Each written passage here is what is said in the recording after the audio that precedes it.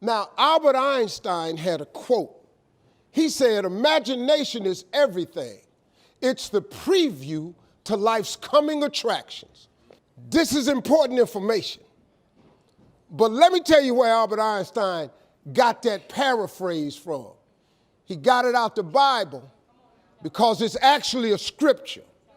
But it's a scripture that's never explained to you the right way. When I learned it, it changed my life. Now, it's a scripture that you've all heard. It says faith is the substance of things hoped for and the evidence of things not seen. All faith is, really, the substance of it is just what you hope for. That's all faith is. It's just real hard hoping. You remember when you was little and you said, I hope I get a bike for Christmas? And you went out there one year and the bike was under the tree? You remember when you said you hope you graduate and you mess around and got a diploma?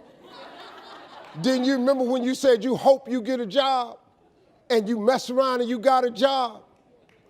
Huh? At one point in time, the older you get, this got to start clicking in. That faith is really the substance of things hoped for. That if you hope hard enough, one day you ought to get smart and turn all that hoping into belief. And what is belief? Nothing but faith. And what is faith? Faith is a belief in things that you cannot see. When you ain't see no way you was going to get a job, he got you one, didn't he? When you ain't see no way you was going to get that bike, he got you one, didn't he? When you ain't think you was going to graduate, you graduated, didn't you? That's because God was turning your hopes into faith. Faith is the substance of things hoped for. That's the beginning of it. Now, hit a kicker. This is the part you got to get. And the evidence of things not seen. Uh-oh. See, this what the part you got to get. The evidence of things not seen. Remember I told you that imagination is everything? It's the preview to life's coming attraction.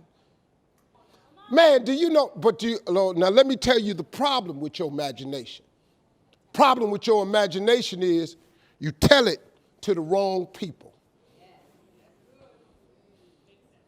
If you want to kill a big dream, tell it to a small-minded person.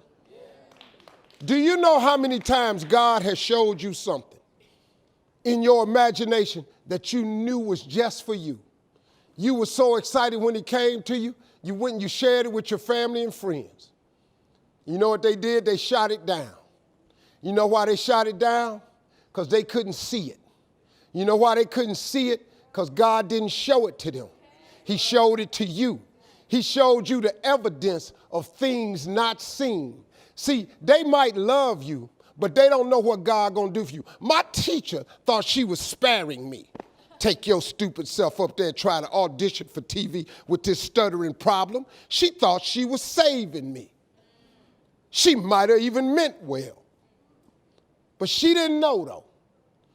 See, your mom and them, your cousin them, your friends, they don't know. See, you gotta be careful when you share your imagination with small-minded people. Nobody else can see your imagination but you. But see, it ain't just you imagining stuff. It's your God showing you a preview of a coming attraction that he has for you. That's what your imagination is. You can't Google success and you can't Google exposure. You can't Google now one of them things. Matter of fact, go home and Google it. Google success, see if you get it. Google exposure, see if you get it. You have to be exposed to certain things in order for you to know it. And success is hard. If I try to get my millennials to understand, it take a long time to make a lot of money. Daddy, you making money, I'm 61. It take a long time to make a lot of money. You can't just go make money because you got Google. Let me show you something. When you get on an airplane, you ever notice when you walk on an airplane and you walk past first class, everybody in first class got gray hair? You ever notice that? They all a little up in age. They all 50 and up, especially during the week. Them businessmen, They earn the right. You go in the back, it's young people back there. You back there. You got your iPhone out, you got your headsets on. Them grown-ass men up there got their legs crossed, they got a briefcase out. They trying to figure it out. They trying to make this paper. They in front. But you got to be exposed to get to first class. You got to be successful to get to first class. That's why they closed that curtain. See, they can't have your ass in back of that plane with that curtain open. You ain't gonna believe what's going on up there. They bringing out a hot washcloth. You can wash up. They passing out menus. Everybody get hot nuts. You get all you want to drink. You ain't got to pay for the headsets. You get to watch the movies free. You get a choice of what you want to eat. They got to close that curtain. If you was in the back and they left that curtain on, you're driving people crazy. Hey, what my nuts? You don't get no nuts. Hey, how come I just got a half a can of Coke? That's all the we giving you. How come these drinks is $5? He done ordered 3 drinks because he paid for first class. The seats is wider. Your knees can't touch the seat in front of you. It can't. The overhead space is plentiful for everybody. That's why they closed the curtain. So what you have to do, you have to expose yourself to things early in life. This is my suggestion. Do whatever you got to do to upgrade to first class. If it's spend a little bit more money, it's sometimes when you buy the coach ticket, when you get at the counter, just ask them, how much is an upgrade? If they say $75, just pay it one time. What happens is, once you sit in that first class seat, you have now been exposed. The game changes now. When you see that there's actually room on each side of you in first class, when you discover that you can slouch in your seat, that your arm does not have to touch the other person's arm, that they're gonna bring you a hot towel, they're gonna give you a menu, they're gonna let you drink all you want. You ain't got to buy the headsets. Once you fly first class, it conditions your mind to look and think for first class opportunities. Once you fly first class, let me explain something to you. Walking past first class gonna be hard. Once you done sat up there, flew a couple hours in first class, walking past them seats will be the hardest walk you make because you've been exposed. You've got to expose yourself. Stop saying what you will never buy. Stop saying what you will never spend your money on. Now, this is how you know you're not living in your gift. If when the alarm clock goes off in the morning and you ain't happy about it, you ain't doing what you want to do. See, you fighting upstream. You're going against what God created you for. If your job makes you sick to go to, if you're unhappy with waking up to go to where you got to go, it's because you ain't living in your gift. You should, before you die, you should do what God created you to do. You really should, man. Now, that don't necessarily mean you got to quit your job. Some people are born to be teachers, caregivers, nurses, babysitters. Those are gifts, you know what I mean? If you're living in your gift, you cool. It's just if you ain't. If you fry chicken better than everybody else, you should be somewhere frying chicken, man. You somebody say, if you do hair better than everybody else, you should be somewhere doing somebody's hair. Those are gifts. Telling jokes was a gift. They're just not just running, jumping. If you paint, you should be painting. If babysitting is what you really do, you should be babysitting. You doing anything. If you fix cars, you work with your hands, you're supposed to be working with your hands. You do anything else, when that alarm clock go off in the morning, you ain't gonna like it. Now, if you waking up and you going down there, they ain't paying you what you want, you hate your coworkers, you down there, your boss has no business being your damn boss. See, that's what messed me up. I never had a boss that I thought should have been in charge of me. That's what was wrong with my ignorant ass. I just didn't see why this was in charge of me. I didn't get this. I really didn't. I just said, this is bull. This is bull. Who put this stupid son in charge of me? But this dude has no business being my boss. I just never thought that anybody should be in charge of me. I always saw myself free. I just want to come to work. This is all I want to do. Before Bishop Jake said this. He said, before you die, he said, I would hate to die and never do the thing I was born to do. You should look into that before you mess around and check out of here. You should just look into it. Let's go. When I got into comedy at 27, I had a turnback moment, man. It was the day I was gonna quit. Because I had had enough, man. I was living in this car for 3 years, man. I ain't got no money. And I was gonna call my mom and dad and ask them, could I come home and just stay in the attic for about 4 months till I find a job. My father told me, you can't come back home. Once you leave my daddy's house, you got to figure it out. So I knew it was gonna be hard, but they had put an answer machine in the attic for me. You know, back in the day, you had an answer machine, you could call it, punch a code in, and you could hear your messages. And so I was bathing in a hotel in Pensacola, Florida. And the way I used to bathe was, I used to go to hotels that had those bathroom doors that went floor to ceiling.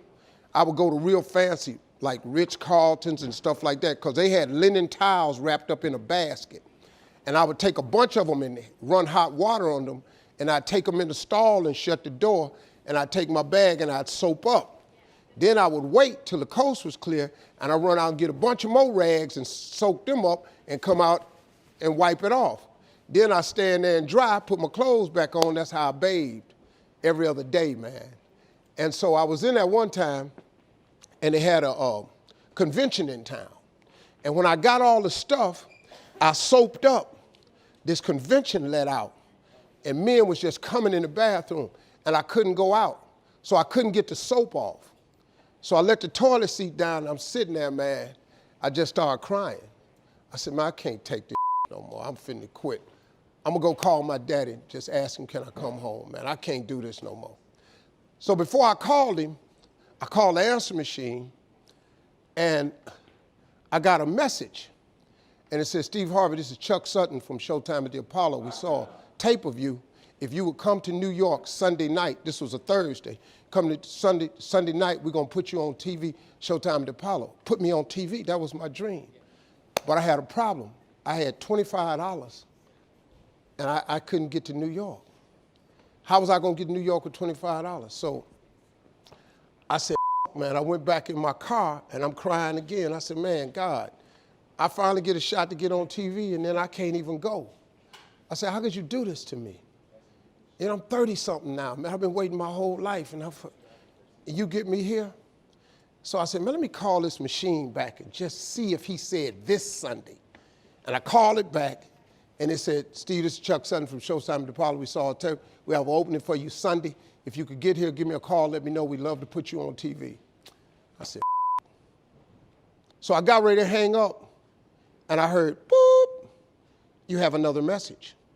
And I punched in the code, and the message says, Steve Harvey, this is Tom Sober from the Comedy Caravan. I don't know where you are now, but I have a gig available for you in Jacksonville, Florida, to pay you $150 Friday night. If you can make the gig, let me know. I'm in Pensacola. So I called Tom Sober. He sends me to this gig to make $150. I go the next night, I make the $150, but I was so funny, the club owner said, if you stay the next night, I'll pay you another $150. I got $300. I called Chuck Sutton back at the Apollo and said, hey man, I just got this message. If you still got room for me in New York, I'll do it. He said, yeah, come on. So I went to Eastern Airlines, bought a round trip ticket for $99 from Jacksonville, Florida to New York. Performed on Showtime at the Apollo, wrote the joke that made me famous. Mike Tyson hit this fighter, Mitch Green, in the eye, and his eye started talking. And I wrote that on the way to New York. Got a standing ovation on the Apollo.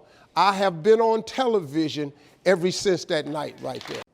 If you're a person where all your friends come to you with their problems, that's because they see something in you. You're more balanced and stable. But you got to remember this old saying. If you're the smartest person in your group, you need a new group. You've got to upgrade your friends. It ain't nothing bad. You just got to upgrade people in your life. But if you're the smartest person in your group, you need a new group. You cannot be the go-to person in the group. I hire people who know things I don't know. I hire people because I don't have no education. I ain't really all that, book-wise and that ain't me. But I hire people who are. I hire a lawyer full-time. I hire a marketing person full-time. I hire a publicist full-time. I probably got five lawyers because I know I be moving around. I just try to stay out of jam. I hire people, but I hire people who are smarter than me. My CFO is smarter than me. I don't know nothing about no money. I just know how to get it. I'm not good at investing. I don't know how to do all that. So you get people around you. You have a gift, though. People come to you to solve their problems because that's a gift. Don't run from it. That's a gift. Just get you some more people. It's like my phone used to have just bull in it. But now I got a phone number where I can pick up the phone if I need some spiritual help or guidance. I can call Joel Osteen or Bishop Jakes or Bishop Ulmer or somebody like that, or Bishop Geddes. And y'all may not know a couple of them people, but they help me out spiritually. Because I get in trouble because I ain't got nobody to ask. Who I'm going to call for help? Because when I get in trouble, it'd be major. It'd be major. Hey, ain't no need to call in my relatives. Motherfucker, you did what? You owe how much? So, just upgrade your friends. Don't worry about it. You have a gift. You solve problems all the time. You can earn a lot of money doing that. You know what people pay for in this country? They pay for expertise in this country. The moment you're an expert at something in America, you can make $1 million. All you gotta do is be an expert at one thing. That girl up there that's an expert at social media, if she really bear down, she could be a millionaire. If you know how to grow tomatoes better than anybody else, you can make $1 million growing tomatoes. You just gotta be an expert. I'm an expert at jokes. I tell jokes, I'm an expert. They gotta pay me. Ta-da. All right, clear it out, folks. You solve problems, they gotta pay you. If you cut hair, they gotta pay you. I don't want to sound hokey or nothing, but scriptures always help me, you know what I mean?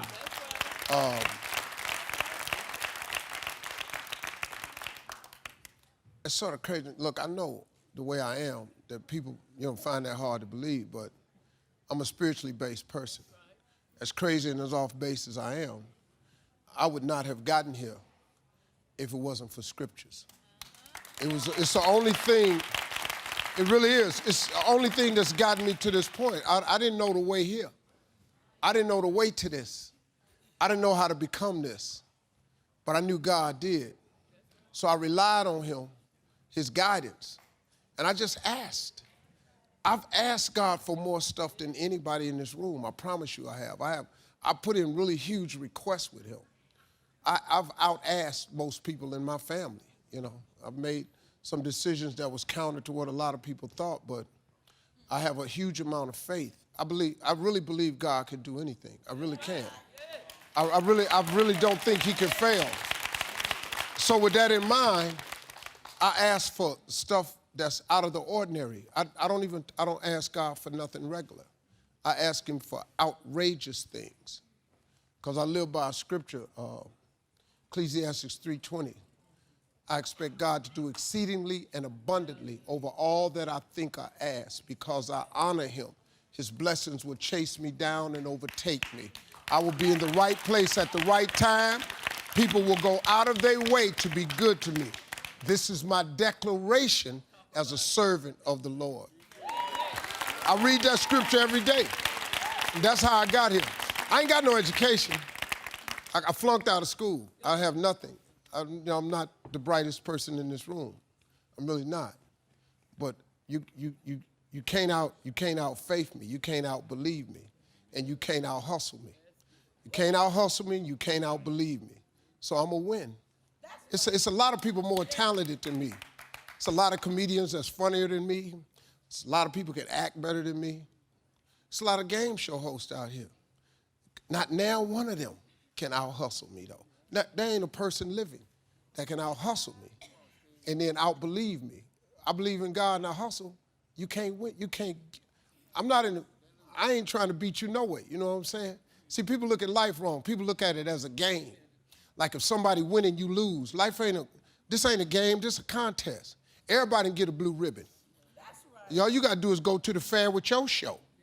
You just go up there with the best monkey. Go up there with the best pie. All you got to do is go up there with the biggest pumpkin. You can get a blue ribbon if you got the prettiest dog. It just ain't a game. It ain't about who win and lose. Life ain't who win or who lose. Life ain't no game, it's a contest. All you got to do is get your own blue ribbon. I just want my blue ribbon. I don't care how many y'all get. I wish everybody in here could get a blue ribbon. But just go get it at what you get blue ribbon in. And then once you get your blue ribbon, you win it. I just want to be first place for me. I was 27 years old, October 8th, 1985, Hilarity's Comedy Club. Walked in the comedy club, first time in my life, won amateur night, $50. Drove 40 minutes home, cried all the way home. This girl I rode with, she said, why you crying? It ain't but $50. You don't even understand. I'm born. She said, what you mean you born? I said, I know what I'm gonna do the rest of my life. She said, you ain't winning but $50. No, I've been praying my whole life, God, what is it? My life gotta be more than this. I won that comedy competition. I went to work October 9th, the next morning, and quit my job. I'm gonna tell you something. That decision cost me everything I had. I lost everything. I lost my family. I lost friends. I lost everything. I became homeless. I lived in a car for 3 years. But I just saw this, I saw this vision. I just pursued it. I said, wow, that's it. You have to take chances in life. If you don't take chances in life, you'll never have the life God has for you. Life is about risk. If you play it safe in life, you ain't gonna have much of a life. If you play it safe, you won't have much of a life. Life is risk. It takes courage to pursue your dreams. I just did it. It cost me everything, but eventually, God is very good, man, when he sees you take a leap of faith. He supplies you everything you need. Now, it's gonna cost you something, but most people are not willing to pay what it costs to go after your dream, because you're gonna have to hurt a little bit. And most people don't like being uncomfortable. If you don't want to be uncomfortable, please do not pursue success, because success is a very uncomfortable feeling. And I just learned to be comfortable being uncomfortable. If you can get that in your head, this too shall pass. Every moment of everything you've ever gone through, God got you through it. You didn't even realize it. He just got you through it. You can't name one thing he didn't pull you through. Well, I lost my mother. I'm still grieving over that. I lost my mama 21 years ago. I still grieve over it, but I'm here. You know, I got through it. You're gonna get through it. But you gotta take chance in life, man. Can't play it safe, y'all. You gotta jump, you gotta go for it. What do? You what? Oh, you're gonna be okay. Film student. You're studying it? Yeah, that's one thing. You have to go to class to be a film student. So if that's your dream, you got a vision board? Is it on your vision board? Okay, cool. Put it on your vision board. Work like a dog. No, really, and ask God for some help. That's the way you make it in life. If you don't have vision boards, let me explain something to you.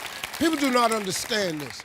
If you do not have it written down, your chances of it happening is reduced drastically, because it's a principle of success. You have to have everything you want written. It's in the Bible. Now, you ain't got to be the greatest Christian in the world. You still got to get some of these scriptures and apply them. Habakkuk 2:2.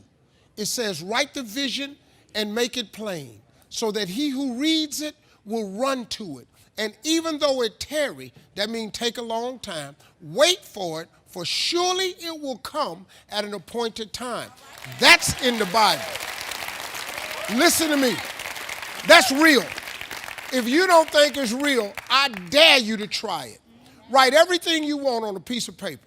Everything. I don't care. Use your wildest imagination. If you can think it, you can achieve it. Write it on a piece of paper. Read it every morning and every night. Come back here 1 year from today and see how much of that stuff then came true. That's a promise of your God. That ain't no theory I come up with. That's all successful people have it. Oprah's on TV for 30 years telling people about vision boards. It's very real. You have to write it. If it's not written, you reduce your chances greatly of it ever occurring. Everything I've ever gotten in life, I've written. My vision board is crazy. You wouldn't even believe I'm not even in the need business anymore. I'm in the want business. I don't need nothing. Got houses, cars, success, career, family, kids. What's on my vision board now is astronomical. And guess what? I'm gonna get all of it. I'm gonna get all of it. You should try that. You should try it. You know, you can actually change the direction of your life. You know, you actually have a say-so in how your life goes. Life is not designed where you just wake up and see how it go and you react. You actually have a say-so. You have a determining voice into where your life can go. You have no say-so in what happens to you, but you have a say-so in what you do about it. See, life is 10% what happens to you. It's 90% what you do about it. You ain't got to be washed white as snow, because I didn't get that. I didn't get saved like that. I got washed, but I just got rinsed off. I did not get the wash white as snow version. I still got dirt on me. But show me something that has grown into something beautiful that didn't have no dirt on it. You take a seed and throw it on the concrete, don't put no dirt on it, and watch what happens. See, you get tripped out because you got dirt on you, but you need dirt on you to develop, because dirt ain't just dirt. Dirt is fertilizer. Dirt is nutrients. Dirt gives you the strength for your seed to push through. See, you got to have dirt on you to push through something. Everything you see that's beautiful starts out as a seed, but that seed got to get dirt on it. See, you get mad when haters come your way. You get mad because you get a setback. You get mad because you get thrown off course. You get mad because you get a detour. That's just dirt. You get mad because they talking about you. That's dirt. You get mad because you lost your mama. That's dirt. You got to have dirt on you to grow into what God got for you. Quit tripping. And the reason I'm telling it to you, because when I was homeless, I told God, I say, if you let me make it, when I get there, I'm going to tell everybody about you. So now here I am right now. I'm telling you that it was him. It was not my education. It wasn't who I knew. It wasn't no deal I struck. It was cause of prayer. It's cause, man.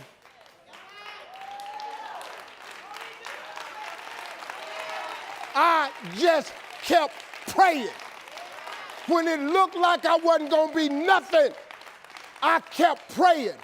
I kept asking that God that my mama had told me about, if he could just do what he said he was going to do.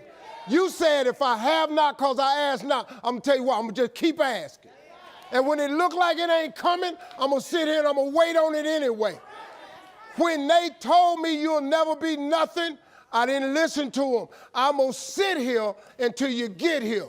And guess what? He got here. See, God, he know what he's doing. You just got to get to asking. You have not because you ask not.